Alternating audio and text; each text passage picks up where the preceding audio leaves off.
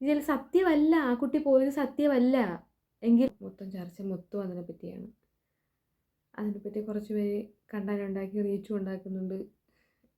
കൂടുതൽ ആളുടെ പ്രശ്നം ഇറങ്ങിപ്പോയത് ഒരു ബസ് കണ്ടക്ടറുടെ കൂടെയാണ്.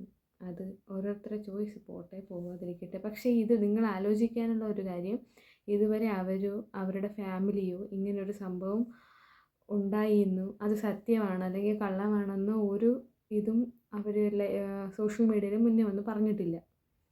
ഇത് ഈ നാട്ടുകാരും ഈ സോഷ്യൽ മീഡിയ ഉപയോഗിക്കുന്നവരും കമൻറ്റ് ബോക്സിൽ കുത്തിയിരിക്കുന്ന കുറച്ച് പേരുമാണ്. ഇത് സത്യമാണ്, ഒളിച്ചോടി ബസ് കണ്ടക്ടറാണ്, അയാൾക്ക് 40 വയസ്സുണ്ട്, മേഘ മുന്നേ വന്ന് കെട്ടിയതാണ്, മേഘ കള്ളിയാണ്, അതിൻ്റെ ഇടയിൽ കൂടെ അനിൽ NRDക്ക് വേറെ ഭാര്യ മക്കളുണ്ട്, അവിഹിതമുണ്ട്, അതുകൊണ്ടാണ് മേഘ പോയത്. എല്ലാം അങ്ങ് തീരുമാനിക്കുകയാണ്.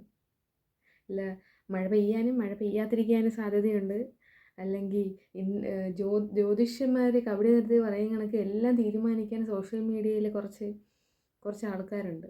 നിങ്ങളൊരു കാര്യം മനസ്സിലാക്കണം, സോഷ്യൽ മീഡിയ എന്ന് പറയുന്നതേ ഒരു നെഗറ്റീവിനെ സപ്പോർട്ട് ചെയ്യുന്നതാണ് എനിക്ക് തോന്നിയിട്ടുള്ളത്.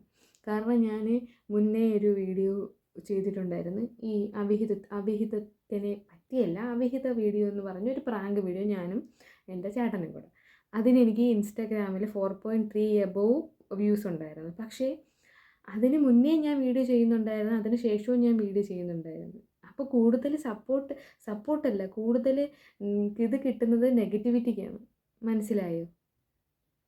അപ്പോൾ നെഗറ്റീവിനെ സപ്പോർട്ട്, കാരണം മറ്റുള്ളവരുടെ ലൈഫിൽ എന്ത് നടക്കുന്നു എന്ന് ചെകയാനാണ് കുറച്ച് മലയാളികൾക്ക് താല്പര്യം എന്നാണ് എനിക്ക് പൊതുവേ തോന്നിയിട്ടുള്ളത്. മറ്റുള്ളവരുടെ ലൈഫിൽ കുത്തിക്കീറി അതിനെ നാലായിട്ട് പൊളന്ന് വെച്ച് അതിൻ്റെ ഇടയിൽ എന്ത് നടക്കുന്നു, സ്വന്തം വീട്ടിലെ ഭാര്യ, അമ്മ, സഹോദരി ആരും കൂടെ പോയാലും എങ്ങനെ പോയാലും ആർക്കും ഒരു വിഷയമില്ല. പക്ഷേ മറ്റുള്ളവരുടെ വീട്ടിൽ എന്ത് നടക്കുന്നു എന്ന് നോക്കാൻ ഭയങ്കര ഉത്സാഹമാണ് എല്ലാവർക്കും.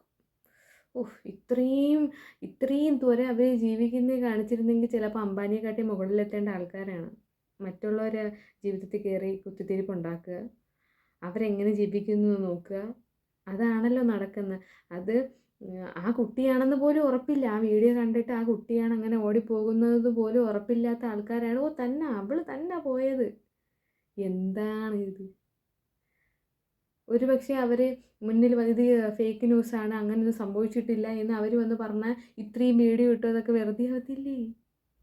വെറുതെ ആവണേ? അങ്ങനെ വെറുതെ ആവത്തില്ല. കുറേ പേർക്ക് റീച്ചൊക്കെ കിട്ടി കാണും. ഇതിൽ പിടിച്ച് ഇപ്പോൾ ഇൻസ്റ്റാഗ്രാം, ഫേസ്ബുക്ക്, യൂട്യൂബ് അങ്ങനെ ഒന്നും തുറക്കാൻ വയ്യ. എല്ലാം ഇത് തന്നെ. അവൾ പോയി, എല്ലാവരും പോയത്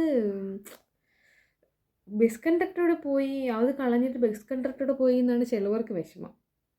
വേറെ ഒരു കമൻറ്റ് കണ്ടായിരുന്നു, ഫോർച്യൂണറിനെ കളഞ്ഞിട്ട് അംബാസിഡറിൻ്റെ കൂടെ പോയി, അങ്ങനെ എന്തൊക്കെയാണ് പറഞ്ഞുണ്ടാക്കുന്നതെന്നാണ് ഈ ചുരുങ്ങിയ സമയത്തിനുള്ളിൽ. നിങ്ങൾക്കൊന്നും വേറെ ജോലിയില്ലേന്നാണ് ഞാൻ ചോദിക്കുന്നത്. അപ്പോൾ ഇനി കമൻറ്റ് സെക്ഷനിൽ താഴെ അങ്ങനെ ചോദിക്കുകയില്ല, അഥവാ ആരെങ്കിലും കണ്ട് ചോദിക്കണേ, നിനക്കത് വേറെ ജോലിയില്ല, നീ എന്തിനാ എൻ്റെ കയറി പിടിക്കുന്നതെന്ന് ചോദിക്കും. ആരായാലും പറഞ്ഞു പോകും. ഇങ്ങനെ ഈ കാര്യങ്ങളൊന്നും അറിയാതെ ഇങ്ങനെ നെഗറ്റീവ് സ്പ്രെഡ് ചെയ്തുകൊണ്ടിരിക്കുകയാണ്. നെഗറ്റീവ് ഒരു കാര്യം അറിയാതെ. ഇതിൽ സത്യമല്ല, ആ കുട്ടി പോയത് സത്യമല്ല എങ്കിൽ അങ്ങനെയാണെങ്കിലോ? ഒരു പക്ഷേ പോയാൽ ഇവർക്കെന്താ? അവരുടെ വീട്ടുകാർക്ക് ഒരു പക്ഷേ അങ്ങനെ പോയി, ആ കുട്ടി അങ്ങനെ പോയെന്ന് വെച്ചോ, എത്രത്തോളം വിഷമമുള്ള സിറ്റുവേഷനിൽ കൂടെ ആയിരിക്കും ആ രണ്ട് ഫാമിലിയും കടന്നു പോയിക്കൊണ്ടിരിക്കുന്നത്. അതെങ്കിലും ഒന്ന് ചിന്തിച്ചൂടെ എല്ലാവർക്കും? ഈ ഇല്ലാത്ത കഥകളൊക്കെ ഈ പടച്ചു വിടുന്നത് മോശമാണ്. ഇതൊക്കെ മോശം.